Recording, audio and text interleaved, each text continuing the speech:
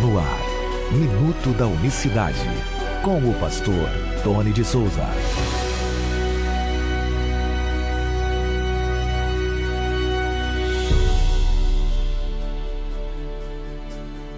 Olá, queridos, graça e paz da parte do nosso grande Deus e Salvador Jesus Cristo. Deus abençoe a todos nesta quinta-feira, 3 de abril de 2024. Até aqui nos ajudou o Senhor. Essa chuva fina aqui na cidade de Campinas, região, aqui do interior de São Paulo. Espero que você tenha um dia abençoado, tão abençoado quanto essa chuva que cai para nos dar aí a bênção, o alimento, para nos irrigar. Bom, falar em chuva lembra água, e o Senhor Jesus, num diálogo com a mulher samaritana, ele disse assim: mas aquele que beber da água que eu lhe der, nunca mais terá sede, porque a água que eu lhe der se fará nele uma fonte de água que salte para a vida eterna. João, Evangelho, João, capítulo 4, verso 14. Você entendeu aí? Ele usa essas expressões, vamos dizer, seria como se fosse uma figura de linguagem, falando por metáfora, mas dizendo, na verdade, ele não deixa de dizer com essas metáforas. Aliás, o propósito é esse, fazendo essa analogia, usando essa figura de linguagem para dizer, se fará nele uma fonte de água que salte, que jorre para a vida eterna. Aquele que beber da água que eu lhe der, Que maravilha, que passagem maravilhosa. Essa é uma das passagens que uma das palavras que ele usa para dizer para aquela mulher, e em contrapartida ele diz para aquela mulher, o evangelista registra, e automaticamente ela se aplica a todos quantos se aproximarem dele. Mas a mensagem que transmite aqui no objetivo principal desta mensagem, é mais uma vez ressaltar a sua divindade, quem ele é de fato. Você sabia disso? Ele está falando que somente Deus pode, e somente Ele, que é Deus, pode saciar a sede da pessoa. É somente o Eterno que pode matar essa sede que há dentro de cada um dos seres humanos, que procura preencher essa sede com várias coisas. Enquanto ele não saciar essa sede, ele vai levar uma vida como aquela mulher levava. Já ia para o 5º relacionamento sem sucesso nessa área e outras coisas mais.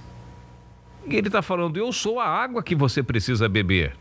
Eu tenho a água que eu vou dar para você. Inclusive ele usou essa expressão no momento em que ele estava ali no poço de Jacó, no momento em que ele pedia água para aquela mulher. Aquela mulher, por um momento, ficou um pouco que confusa. A gente nota isso nitidamente na passagem.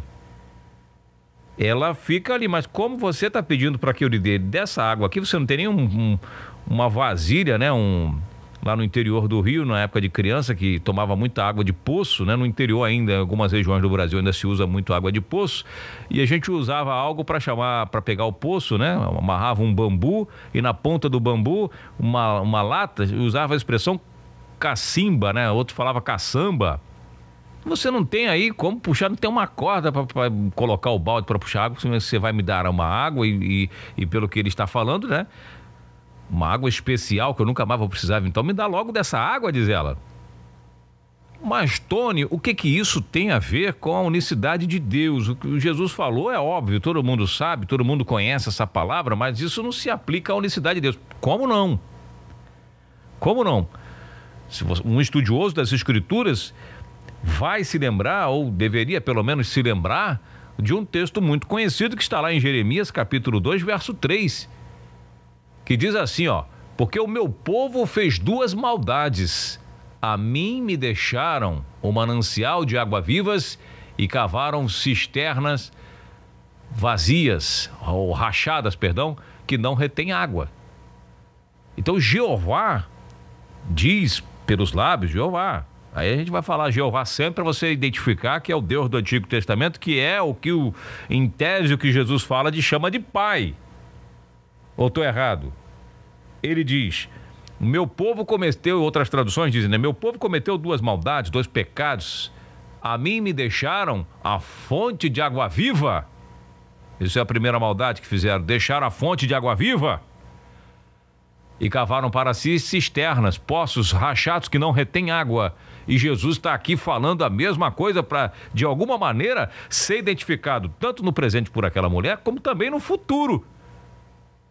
Aquele que beber da água que eu lhe der nunca mais terá sede, porque a água que eu lhe der fará nele uma fonte a jorrar, né? Uma fonte que salte para a vida eterna.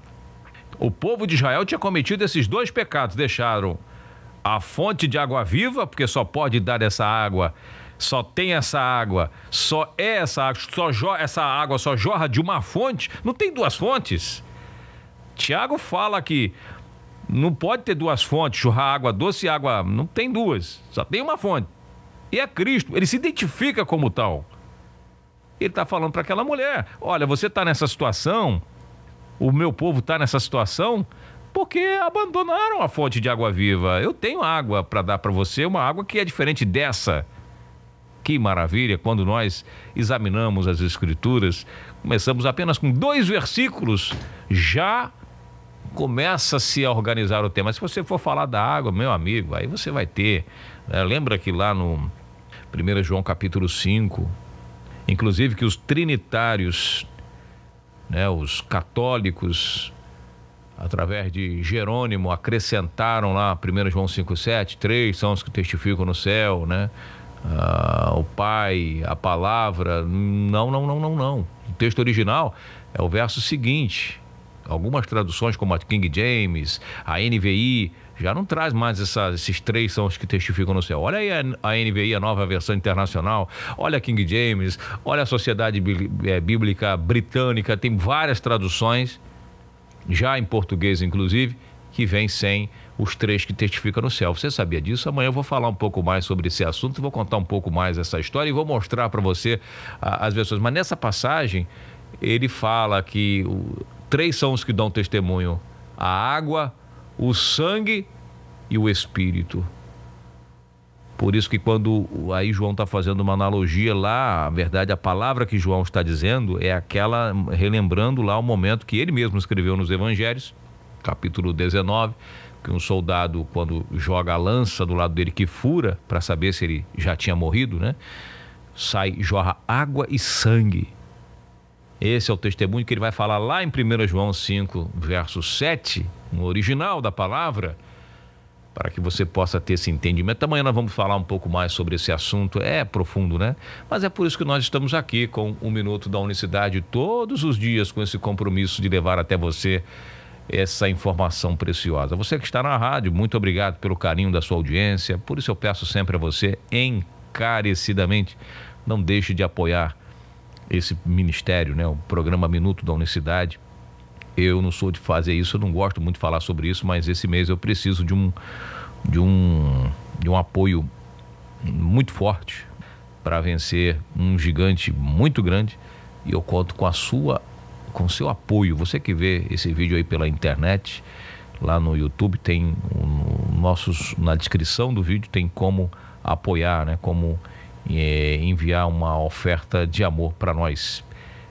Se não houvesse a necessidade urgente, eu não falaria isso, não estaria incomodando você com isso, mas há uma necessidade de certa forma até urgente, então eu conto muito com o seu carinho, viu? Temos o programa de rádio na Betel, né, 98,7, estamos aqui, e tem o canal lá do pastor Tony de Souza, que a gente sempre faz uns vídeos lá, uns temas interessantes. Dá uma chegada lá no canal. Forte abraço para você, Deus abençoe, e amanhã nós voltaremos, se Deus quiser, com mais uma edição do Minuto da Unicidade. Deus abençoe a todos de maneira rica e abundante, graça e paz. Minuto da Unicidade.